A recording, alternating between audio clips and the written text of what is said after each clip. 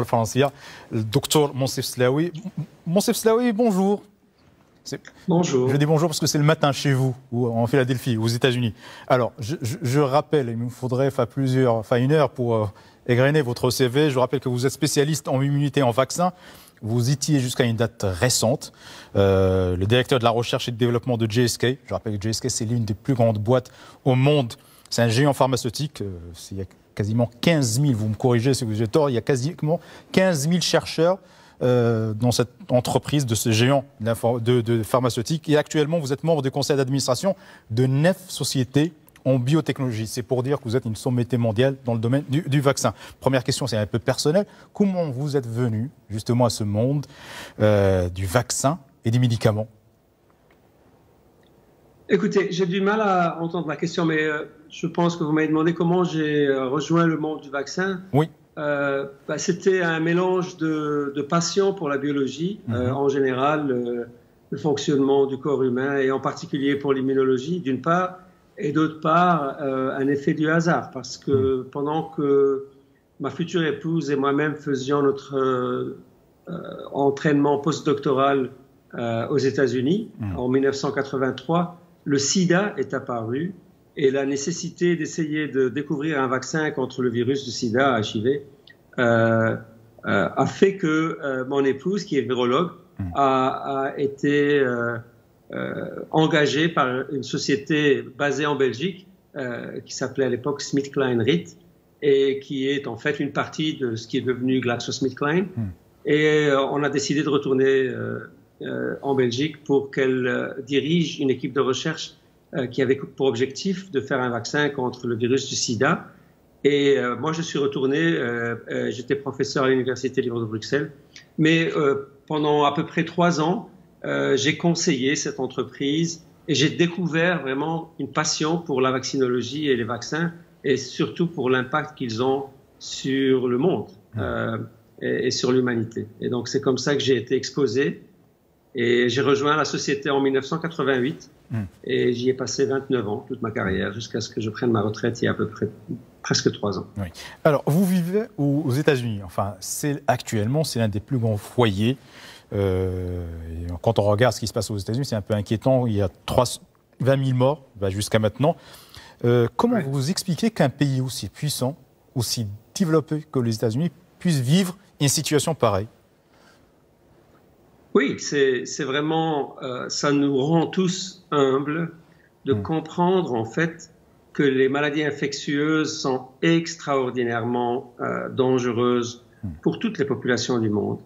En fait, ce qui s'est passé spécifiquement aux États-Unis, probablement aussi en Europe du Sud et en Angleterre, c'est une forme de négligence de ne pas avoir introduit de manière très rapide du confinement social strict. En fait, aux États-Unis, on se rend compte maintenant que le virus est arrivé d'Europe vers la côte est des États-Unis et d'Asie vers la côte ouest des États-Unis à partir du mois de décembre, c'est-à-dire à peu près 1 mois et demi, 2 mois après que les premières informations nous soient arrivées de Chine. Et pendant 2 mois ou 2 mois et demi, ce virus s'est propagé de manière extraordinaire dans la population, étant donné en fait tous les mouvements qui sont caractéristiques en fait de la culture américaine, où les gens se déplacent tout le temps. Ce virus s'est propagé à une vitesse extraordinaire et nous nous sommes arrivés à introduire du confinement social de manière assez stricte qu'à partir de la mi-mars. Et à ce moment-là, c'était franchement assez tard, ce qui explique qu'il y a aujourd'hui plus que 500 000 cas d'infection avérés. La majorité des experts considèrent que le vrai nombre de cas est en général 5 à 10 fois plus élevé que celui des infections avérées, puisqu'on ne le détecte que chez les personnes qui ont des symptômes. Et comme vous le savez, beaucoup de gens n'ont pas de symptômes ou des symptômes très, très mild, très moyens. Et donc, en fait, ce virus est partout, dans tous les États américains, probablement dans toutes les villes américaines. Ouais. Et alors, Oui. Comment vous expliquez la particularité de ce virus? En quoi il est particulier par rapport aux autres virus? Et comment vous expliquez cette pandémie qui est assez étonnante et qui est assez inédite? Comment vous expliquez cette situation et la particularité du coronavirus par rapport aux autres virus qui sont déjà existants et qui sont de la même famille? Le fait qu'il y ait une pandémie, premièrement, est sûrement lié en partie à la globalisation dans le monde, au mouvement extrêmement intense de personnes entre tous les points du pays. Et en fait, en quelques mois, le virus est maintenant dans au moins 151 pays dans le monde, c'est-à-dire partout dans le monde. Deuxièmement, ce sont des caractéristiques spécifiques du virus qui font que son infectivité, son taux de transmission d'une personne infectée à une personne qui n'est pas encore infectée est plus élevé que celui d'autres virus de la même famille, d'autres coronavirus de la même grande famille, comme vous savez, il y a eu un virus qui s'appelait SARS au début des années 2000 qui s'est déclaré en Asie du Sud-Est et qui s'est rapidement éteint parce qu'il y a eu des mesures de confinement, mais aussi parce que l'infectivité de ce virus était moindre. Et la même chose par rapport au virus MERS au Moyen-Orient. Donc des caractéristiques du virus qui sont impossibles à prédire.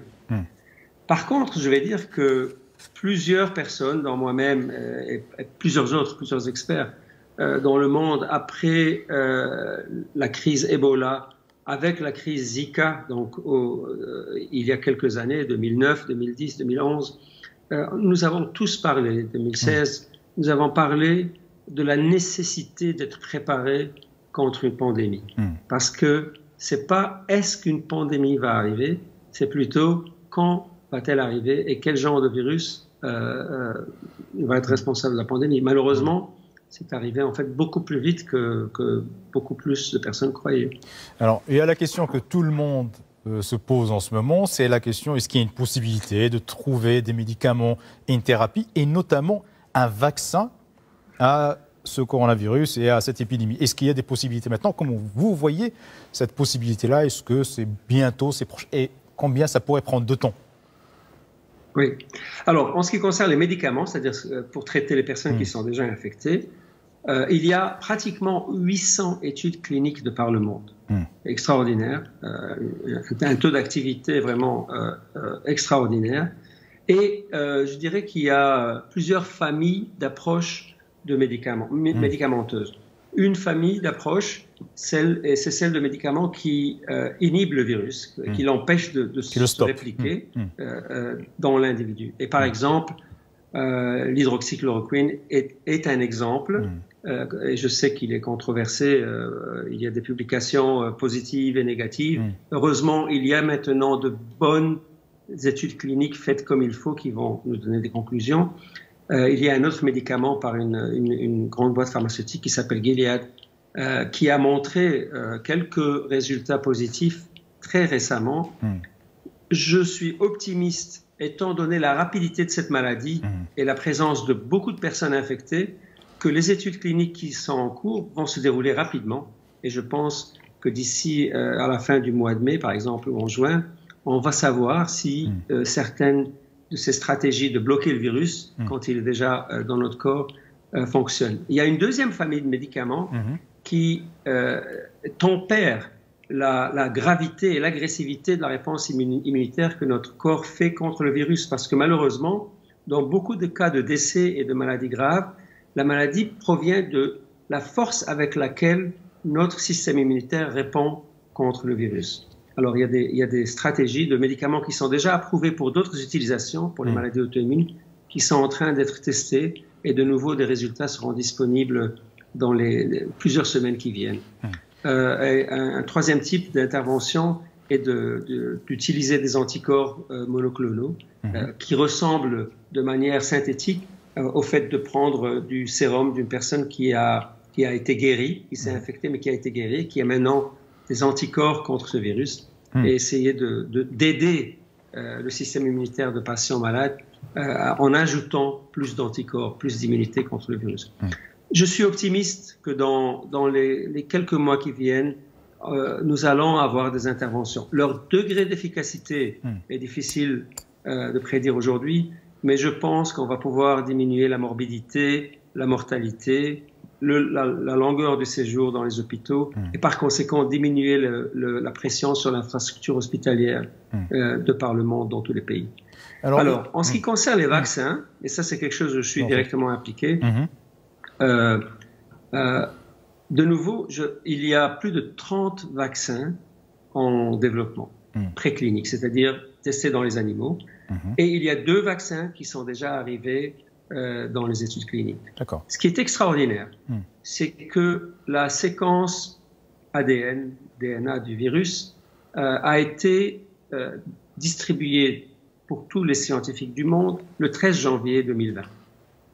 Entre le 13 janvier 2020 et le 16 mars 2020, donc à peu près 8 semaines, une compagnie dont je suis sur le conseil d'administration, Moderna, est arrivée à faire le design d'un virus, d'un vaccin, le tester, le produire de manière compatible avec le fait de le mettre chez l'homme, le tester chez l'animal et commencer une étude clinique.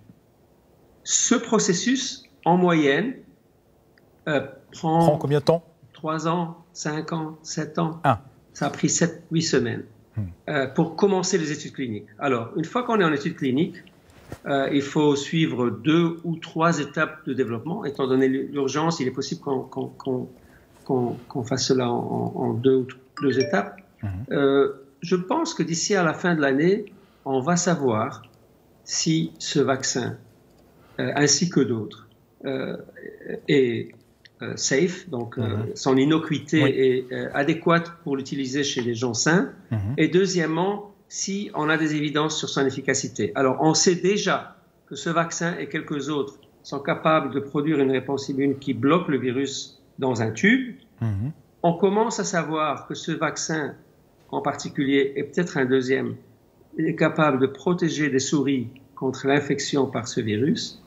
Et ça va nous prendre probablement les prochains 6 à 10 mois pour savoir s'il protège les êtres humains.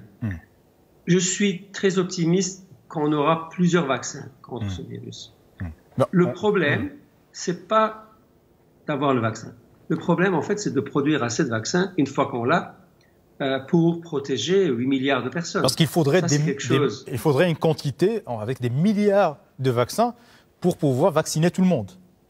Alors, la question que je voudrais vous poser... Oui, allez-y, je vous en prie, parce que j'ai une question justement sur ça à vous poser. Allez-y, je vous en prie, pardon. Donc, en fait, une des choses que plusieurs mes experts, dont moi-même, il y a quelques années, discutions avec les autorités, c'est de dire il faut qu'on construise des usines capables de produire des vaccins en très large quantité, alors que nous n'en avons pas besoin au moment où on les construit. Parce qu'un jour viendra, et malheureusement, on y est aujourd'hui, où on aura besoin de cette capacité. Et juste pour vous donner une idée, normalement, de l'étape de design au fait d'avoir une usine validée par les autorités régulatoires pour pouvoir faire du vaccin et le produire de manière à le vendre, donc en grande quantité, en général, on compte 4 à 5 ans. D'accord. On va devoir être hyper créatif pour qu'une fois qu'on a le vaccin, on puisse en produire beaucoup. Et je pense qu'une partie de la créativité va être de dire, OK, on va utiliser ce vaccin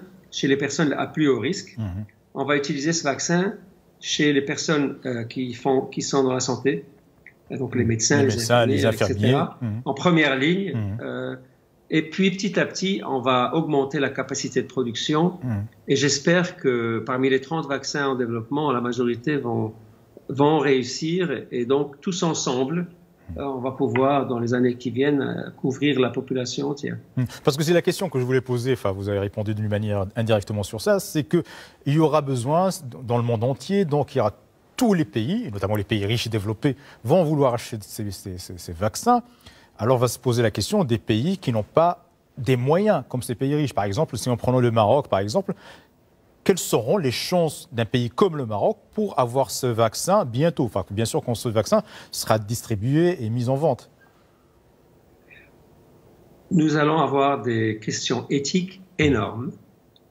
Et par exemple, la compagnie dont je suis sur le conseil d'administration, elle travaille déjà de comment décider. Supposons qu'on ait 1 million de doses de vaccin ou 10 millions de doses de vaccin. Comment décider que ce vaccin va être utilisé dans telle population, dans tel pays, dans telle géographie.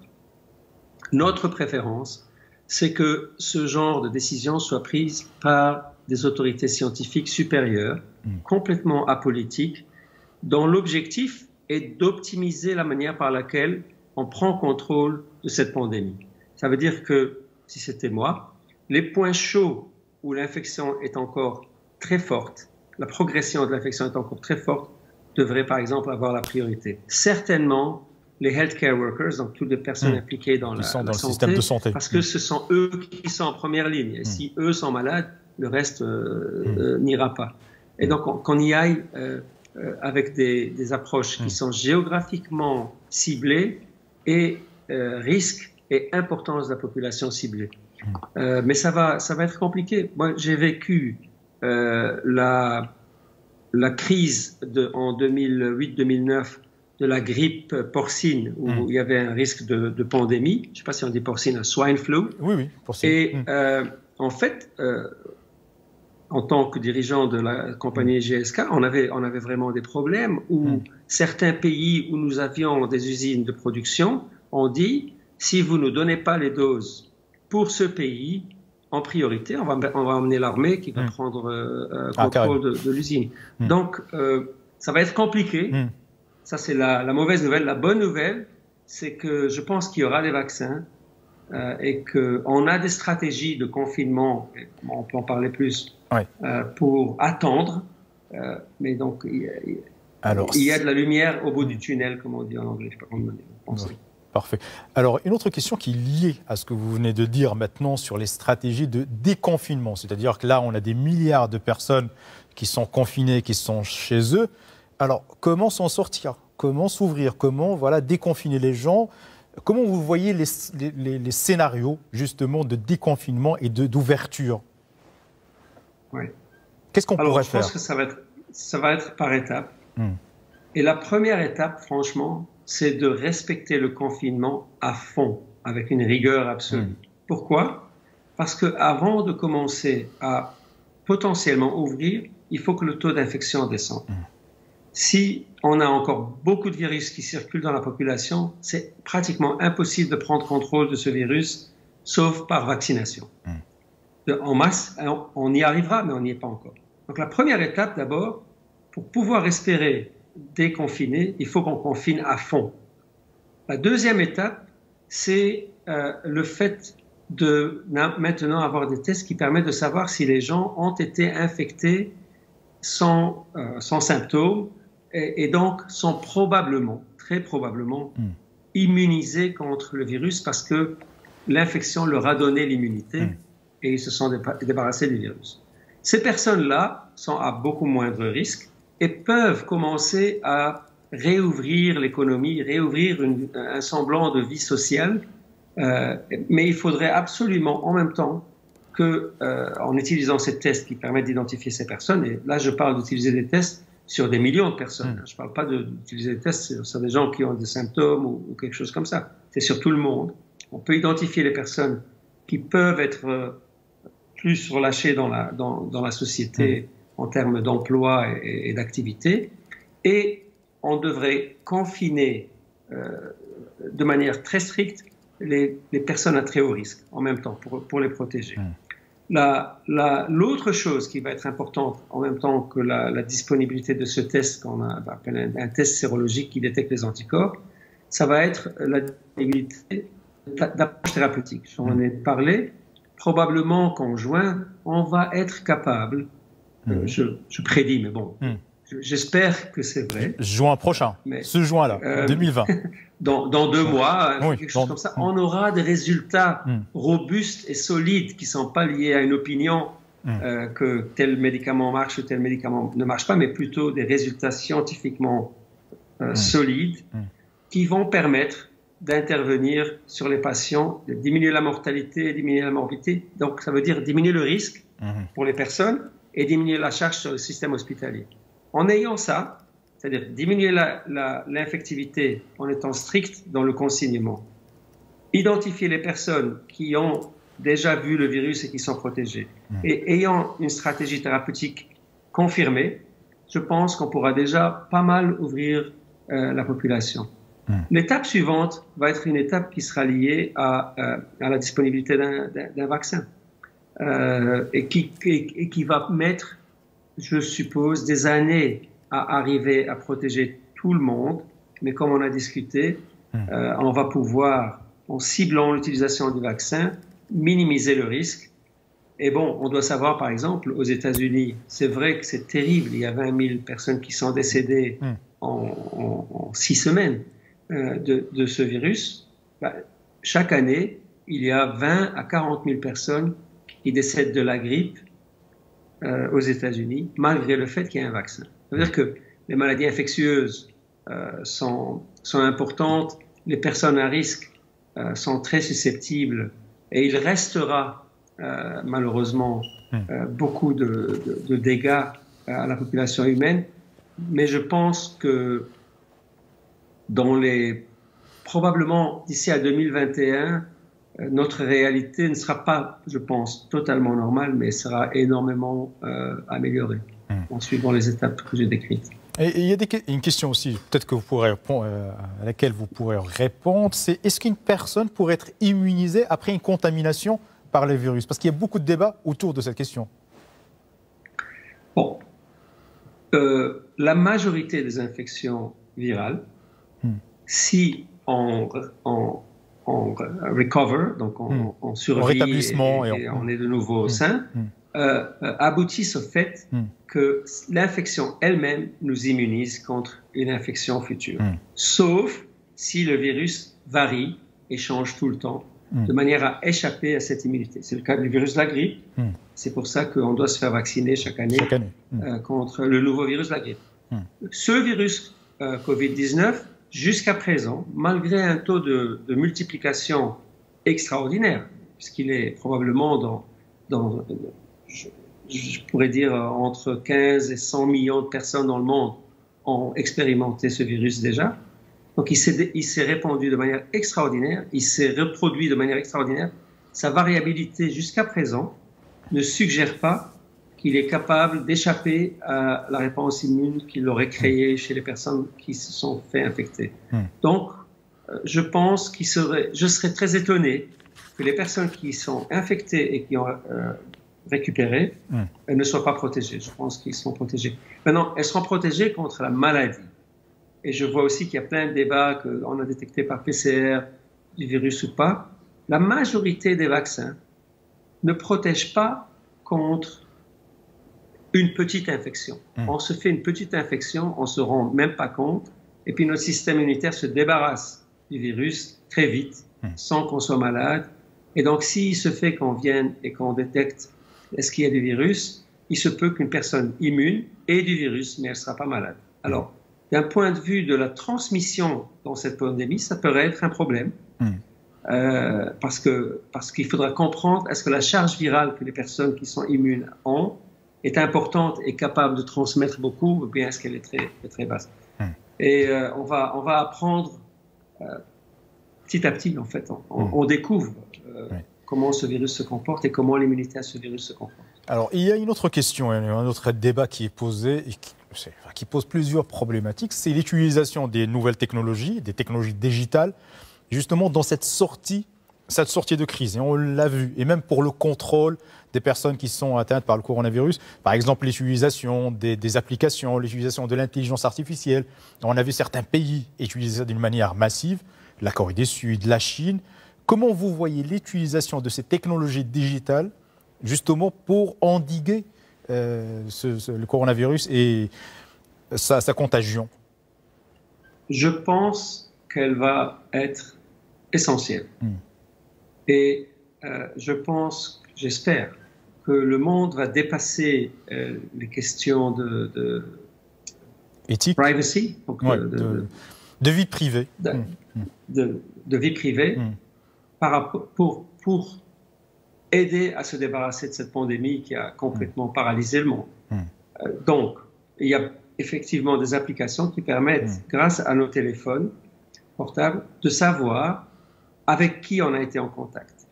Et ce que ça va demander, c'est deux choses. Que les personnes infectées soient identifiées de manière à ce que dès qu'un autre téléphone vient proche d'eux pendant quelques minutes, pas juste se croiser, mais disons pendant 2 ou 3 ou 5 minutes, eh bien que la personne qui n'était pas infectée mais qui a été en contact avec ce téléphone soit maintenant identifiée et qu'on isole cette personne jusqu'à ce qu'on teste si elle a été infectée ou pas.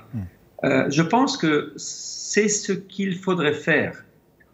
Maintenant, pour que ça réussisse, il faut que les gens acceptent les problèmes de privacy, mais la deuxième, il faut que tout le monde garde son téléphone avec eux tout le temps, parce que évidemment, la personne qui n'est pas d'accord, et malheureusement, elle peut laisser son téléphone à la maison. Ça va arriver beaucoup. Laisse son téléphone à la maison, et en fait, il suffit que plusieurs personnes fassent cela pour que l'efficacité du système diminue. J'ai appris en fait que Google et Apple ensemble ont mis sur pied une application qui va être utilisée, et je prévois qu'il y aura tout un tas de débats par rapport à la privacy, et j'espère qu'on pourra l'introduire très vite. Et la Chine l'a introduite, la Corée du Sud l'a introduite, et avec beaucoup de succès.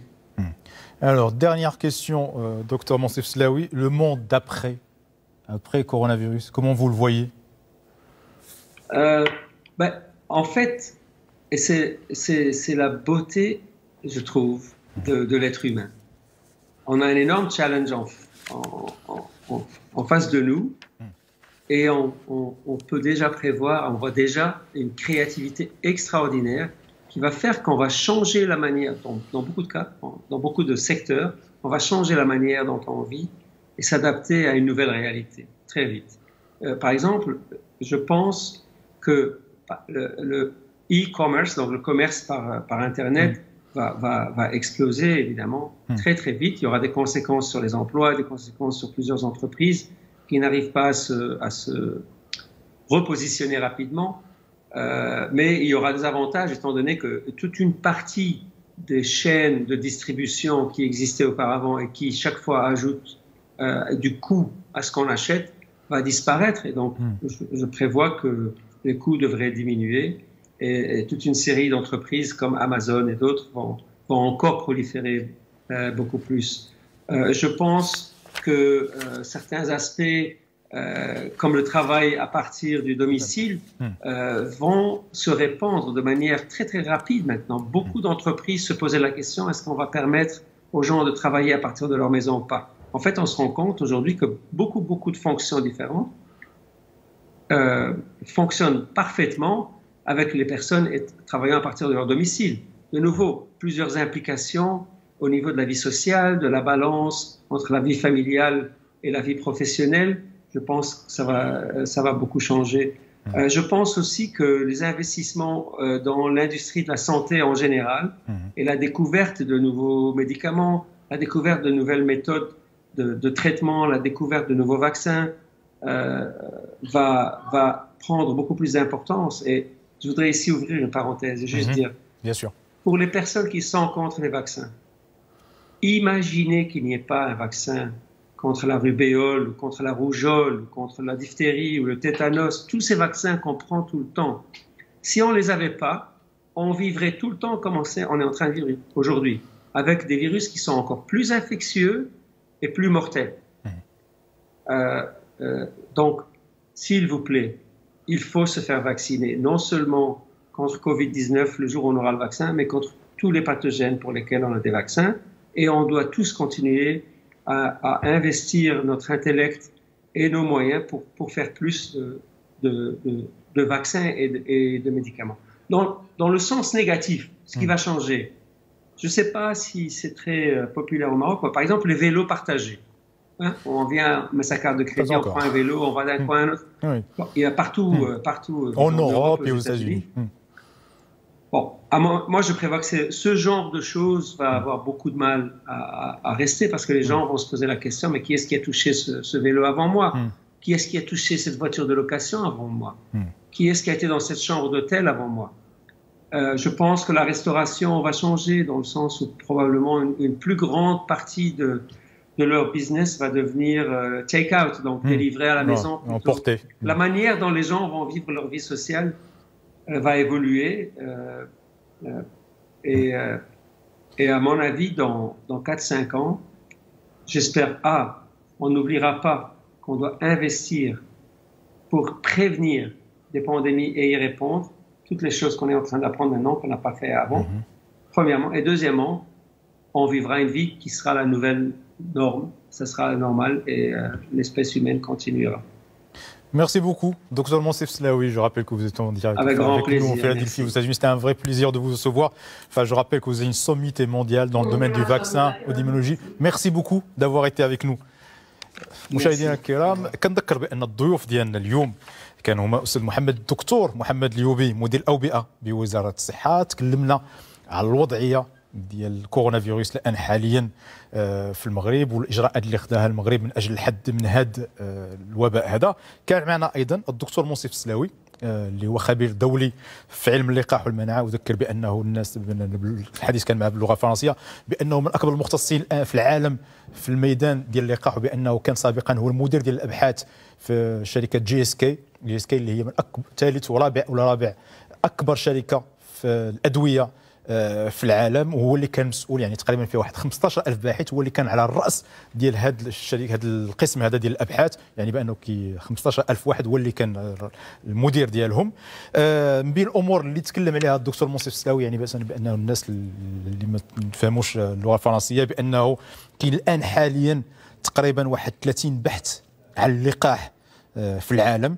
كاين واحد جوج ديال الابحاث اللي تقدموا بواحد الشكل كبير، وبانه من هنا نهايه السنه غيتم التعرف على النتائج ديال الابحاث هذه، على اساس بانه في 2021 بانه يكون البدايه ديال هذا اللقاح هذا، وبانه التوزيع ديالو رغم بانه ما ذكر به الدكتور منصف السلاوي بانه اللقاح كيطلب واحد الوقت كبير جدا، ولكن الان كيحاولوا الان يكون واحد التسريع ديال هذا البحث عنه. من بين الامور اللي تكلم عليها ايضا الدكتور السلاوي هي القضيه ديال الخروج من الحجر الصحي، يعني بانه خاصو مجموعه ديال المراحل باش يلا تعاود ربما نرجعوا للحياه عاديه. بان تكلم عليها بانه اول حاجه اللي هو القاعده الضروريه هو الاحترام ديال الحظر الصحي والبقاء في المنازل بشكل كبير. من بعد ممكن بانه يبدا القضيه الاطلاق تدريجي للناس في بعض المدن وفي بعض الاماكن. هذه القضيه ديال الحظر الصحي والحجر الصحي تكلم عليها الدكتور منصف السلاوي بانه الاشخاص المهددين، الناس اللي عندهم الصحه يعني بان على قد الحال بانه ممكن بانها تاخذ اشهر واشهر، هذا السيناريو ديال الدكتور منصف السلاوي. وبانه من بين الامور اللي ربما تقدر تكون هو بانه التقدم ديال الابحاث حول هذا الموضوع واللقاح ديالو يعني من السنه مقبله. ولكن ما يركز عليه في الاخير بانه العالم ما غيبقاش هو نفس العالم ما بعد الكورونا فيروس ماشي هو العالم قبل من الكورونا فيروس، وبان مجموعه ديال الامور غتطور سواء في العلاقات الاجتماعيه في الاقتصاد، مجموعه ديال الامور ما غتبقاش كيف ما كانت. يعني العالم اللي كنا كنعرفوا سابقا ماشي هو العالم اللي جاي فيما بعد. كنشكروهم مره اخرى، ايضا كنشكر مره اخرى من الدكتور محمد اليوبي مدير الاوبئه بوزاره الصحه، يعني خصوصا هذا المجهود الكبير اللي كيديروه ديال المجهود ديال التواصل، وبانه يعني تقريبا يوميا واحد الشغل يومي. واشكر ايضا الدكتور منصف السلاوي الخبير الدولي في علم اللقاح والمناعه. شكرا لكم مره اخرى. كنطلبوكم بانكم تبقاو في المنازل ديالكم حتى تدوز الجائحه هذه، وان شاء الله الحياه ستعود فيما بعد. شكرا لكم والى اللقاء الاسبوع المقبل.